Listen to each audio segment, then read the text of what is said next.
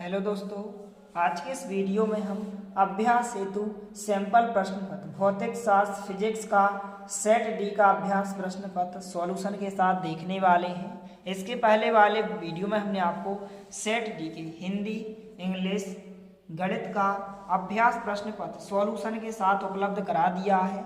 यदि आपने इसके पहले वाले वीडियो को नहीं देखा है तो आप हमारे चैनल की प्लेलिस्ट पर जाकर देख सकते हैं। तो यहाँ पर हम इस पेपर का सॉल्यूशन देखने वाले हैं। सबसे पहले सभी वस्तुनिष्ठ प्रश्नों के आपको उत्तर बताए जाएंगे।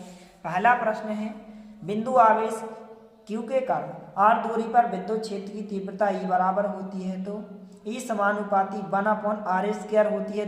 दूसरे नंबर का ऑप्शन इसका राइट आंसर होगा। 12 नंबर का प्रश्न है, धारा के चुंबकीय प्रभाव की खोज की थी तो किसने की थी? ऑस्टेट ने की थी। दूसरे नंबर का ऑप्शन इसका आंसर होगा। 7 नंबर का प्रश्न है, चुंबकीय फ्लक्स पर SI मात्रक होता है तो क्या होता है? वेबर होता है। पहले नंबर का ऑप्शन उत्तर होगा। 10 नंबर का ऑप्शन है, निर्वात में विद्युत चुंबकीय तरंग का वेग होता है तो कितना होता है? पहले नंबर का ऑप्शन C बराबर 1/√μ0 × ε0 होता है। इस प्रकार से पहले नंबर का ऑप्शन होगा। इसके बाद E नंबर का प्रश्न है, ज्यामितीय छाया में प्रकाश के अतिक्रमण को कहते हैं तो क्या कहते हैं? विवर्तन कहते हैं। 5 नंबर का प्रश्न है, एक फोटान की ऊर्जा 3 इलेक्ट्रॉन वोल्ट है, फोटान का तरंगदैर्घ्य होगा। तो यदि आप इसको सॉल्व करेंगे तो इसका आंसर जो है आपको कमेंट सेक्शन में कमेंट करके जरूर बताना है। इसके बाद 6 नंबर का प्रश्न है, 1 ग्राम पदार्थ के समतुल्य ऊर्जा होगी तो कितनी होती है? यहाँ पर इसका आंसर भी आपको कमेंट सेक्शन में कमेंट करके बताना है। इसके बाद प्रश्न क्रमांक 2 है, रिक्त स्थानों की पूर्ति कीजिए तो पहले खाली स्थान A नंबर का जो आंसर होगा आकर्षित होगा। 12 नंबर के खाली स्थान का आंसर लंबवत होगा। इसके बाद 7 नंबर के खाली स्थान का जो आंसर होगा समांतर हो जाएगा। इसके बाद जो है 10 नंबर के खाली स्थान का आंसर आपको कमेंट सेक्शन में कमेंट करके बताना है। E नंबर का जो आंसर होगा यहाँ पर अन्योन्य प्रेरण होगा। इसके बाद 6 नंबर के प्रश्न का जो आंसर होगा पूर्ण आंतरिक परावर्तन होगा। इसके बाद सही जोड़ियां दी गई हैं, एक शब्द या एक वाक्य में उत्तर दिए गए हैं इस प्रकार से। तो हम इनके आंसर देखने वाले हैं। तो सबसे पहले प्रश्न क्रमांक 1 के प्रश्नों के उत्तर हो जाएंगे। जितने के भी हमने आंसर बताए इस प्रकार से चारों प्रश्नों के उत्तर हो जाएंगे। इसके बाद प्रश्न क्रमांक 2 में रिक्त स्थान पूछे गए थे, इस प्रकार से इनके आंसर हो जाएंगे। इनको आप अच्छे से नोट करें। इसके बाद जो है प्रश्न क्रमांक 3 में सही जोड़ियां पूछी गई हैं, इस प्रकार इनके सामने उत्तर लिखे गए हैं। तो इस प्रकार से प्रश्न क्रमांक 3 के सभी प्रश्नों के उत्तर हो जाएंगे। इस प्रकार से आपको सही जोड़ियां मिला लेना है। इसके बाद प्रश्न क्रमांक 4 में एक शब्द या एक वाक्य में प्रश्न पूछे गए थे। यहाँ पर पहले का आंसर बढ़ती है, दूसरे का आंसर 10⁻⁶ मीटर होगा। तीसरे प्रश्न का जो उत्तर होगा पश्च अभिनति होगा। इस प्रकार से उत्तर हो जाएंगे। और जितने भी क्वेश्चन के आंसर रह गए हैं आपको नेक्स्ट पार्ट 2 में, या फिर आप हमारे टेलीग्राम चैनल को ज्वाइन कीजिए या व्हाट्सएप ग्रुप को ज्वाइन कीजिए। तो टेलीग्राम चैनल या व्हाट्सएप ग्रुप पर आपको इन सभी प्रश्नों के सॉल्यूशन के साथ उत्तर बताए जाएंगे।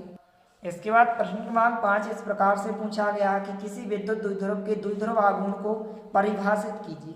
यह अदिश राशि है या सदिश राशि है? 2 अंक में क्वेश्चन पूछा गया है तो हम इसका उत्तर देखने वाले हैं। तो इस प्रकार से जो है प्रश्न क्रमांक 5 का उत्तर होगा। इस प्रकार से विद्युत द्विध्रुव की परिभाषा हो जाएगी और विद्युत द्विध्रुव एक सदिश राशि होती है। तो आपको यहाँ से लेकर यहाँ तक प्रश्न क्रमांक 5 के उत्तर में आपको अच्छे से लिख लेना है। इसके बाद प्रश्न क्रमांक 6 है, अनुगमन वेग की परिभाषा लिखिए, विद्युत धारा एवं अनुगमन वेग में संबंध लिखिए। तो हम इस प्रश्न का उत्तर देखने वाले हैं। तो वीडियो के साथ अंत तक बने रहिए और चैनल पर नए हैं तो प्लीज़ चैनल को सब्सक्राइब कीजिए, क्योंकि इसी तरह आपको और अन्य सभी विषयों के अभ्यास प्रश्न पत्र के पेपर सॉल्यूशन के साथ उपलब्ध कराए जाएंगे। तो इस प्रकार से प्रश्न क्रमांक 6 का उत्तर होगा। इस प्रकार से आप इस प्रश्न के उत्तर को लिखते जाइए। आपको यहाँ से लेकर सबसे पहले आपको यहाँ तक लिखना है। इसके बाद थोड़ा सा नीचे दिया गया तो इसको आप अच्छे से नोट करते जाइए। इस प्रकार से उत्तर दिया गया है तो इसको आप अच्छे से नोट करें। इस प्रकार से जो है आपको यहाँ तक इस प्रश्न के उत्तर को अच्छे से लिख लेना है। इसके बाद जो है प्रश्न क्रमांक 7 इस प्रकार से पूछा गया है, चल कुंडली धारामापी की कुंडली के मध्य नर्म लोहे का क्रोट क्यों रखती है? तो हम इसका हल देखने वाले हैं, उत्तर देखने वाले हैं। तो इस प्रकार से प्रश्न क्रमांक 7 का उत्तर होगा। आपको यहाँ से लेकर यहाँ तक इस प्रश्न के उत्तर को आपको अच्छे से लिख लेना है। इसके बाद प्रश्न क्रमांक 8 न्यूमेरिकल क्वेश्चन पूछा गया, जिसमें ए और बी 2 क्वेश्चन पूछे गए हैं। तो प्रश्न क्रमांक 8 का सॉल्यूशन देखने वाले हैं। तो वीडियो के साथ अंत तक बने रहिए। तो इस प्रकार से जो है प्रश्न क्रमांक 8 का हल हो जाएगा इस प्रकार से न्यूमेरिकल क्वेश्चन का। सबसे पहले आपको यहाँ से लेकर यहाँ तक इस प्रश्न के उत्तर को लिखना है, फिर इसके बाद नीचे दिया गया है तो इस प्रश्न के उत्तर को आप अच्छे से लिखते जाइए। इस प्रकार से दिया गया है, पहले क्वेश्चन का आंसर यहाँ तक होगा इस प्रकार से ए नंबर के क्वेश्चन का, और बी नंबर के क्वेश्चन का जो उत्तर होगा इस प्रकार से आपको यहाँ तक इस प्रश्न के उत्तर को आपको अच्छे से लिख लेना है। इसके बाद नेक्स्ट क्वेश्चन है प्रश्न क्रमांक 9, पूर्ण आंतरिक परावर्तन की आवश्यक शर्तें लिखिए। तो हम इस प्रश्न का उत्तर देखने वाले हैं। तो इस प्रकार से प्रश्न क्रमांक 9 का उत्तर होगा, आपको यहाँ से लेकर यहाँ तक इस प्रश्न के उत्तर को आपको अच्छे से लिख लेना है। इस प्रकार से प्रश्न 9 का उत्तर हो जाएगा। इसके बाद नेक्स्ट क्वेश्चन है प्रश्न क्रमांक 10, प्रकाश विद्युत प्रभाव को परिभाषित कीजिए एवं इससे संबंधित आइंस्टीन का समीकरण लिखिए। तो हम इस प्रश्न का उत्तर देखने वाले हैं, तो वीडियो के साथ अंत तक बने रहिए। तो इस प्रकार से प्रश्न क्रमांक 10 का उत्तर होगा, आपको जो है यहाँ से लेकर यहाँ तक इस प्रश्न के उत्तर को आपको अच्छे से लिख लेना है और आपको अच्छे से अच्छी हैंड राइटिंग में लिखना है। इसके बाद नेक्स्ट क्वेश्चन है प्रश्न क्रमांक 12, नाभिकीय विखंडन और नाभिकीय संलयन में दो प्रमुख अंतर लिखिए। तो हम इसका उत्तर देखने वाले हैं। तो इस प्रकार से नाभिकीय विखंडन और नाभिकीय संलयन में दो अंतर हो जाएंगे, इस प्रकार से आपको अच्छे से लिख लेना है। इसके बाद नेक्स्ट क्वेश्चन है प्रश्न क्रमांक 13, समांतर प्लेट संधारित्र की धारिता के लिए व्यंजक स्थापित कीजिए। तो हम इसका उत्तर देखने वाले हैं। तो इस प्रकार से प्रश्न क्रमांक 13 का उत्तर हो जाएगा, सबसे पहले आपको इस चित्र को बना लेना है।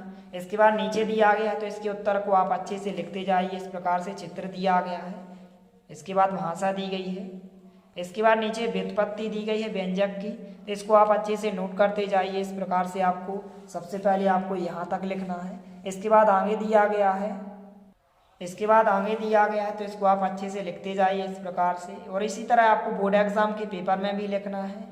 इससे क्या होगा कि यदि आप इस प्रकार से लिखेंगे तो आपको पूरे में से पूरे अंक मिलेंगे, अर्थात यदि क्वेश्चन 3 अंक का है तो आपको 3 अंक मिलेंगे, 2 अंक का है तो आपको 2 अंक मिलेंगे, और 4 अंक का है तो आपको 4 अंक मिलेंगे। तो इस प्रकार से इस प्रश्न के हल को आप अच्छे से लिखते जाइए। इस प्रकार से आपको यहाँ तक लिखना है। इसके बाद थोड़ा सा आगे दिया गया है और इसके बाद जो है आपको यहाँ से लेकर यहाँ तक लिखना है। तो इस प्रकार से प्रश्न 13 का उत्तर हो जाएगा। इसके बाद प्रश्न क्रमांक 14 इस प्रकार से पूछा गया है, किसी विद्युत परिपथ के लिए किरचॉफ के नियम लिखिए। तो हम इसका उत्तर देखने वाले हैं।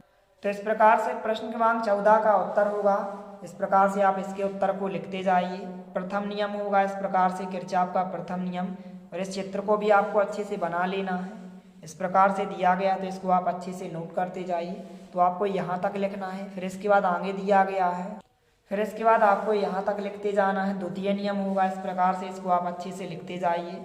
इसके बाद आपको इस चित्र को भी अच्छे से बना लेना है इस प्रकार से। इसके बाद आप लिखते जाइए। तो आपको यहाँ तक लिखना है, थोड़ा सा और दिया गया है, फिर इसके बाद आप यहाँ से लेकर यहाँ तक लिखेंगे। इस प्रकार से उत्तर हो जाएगा।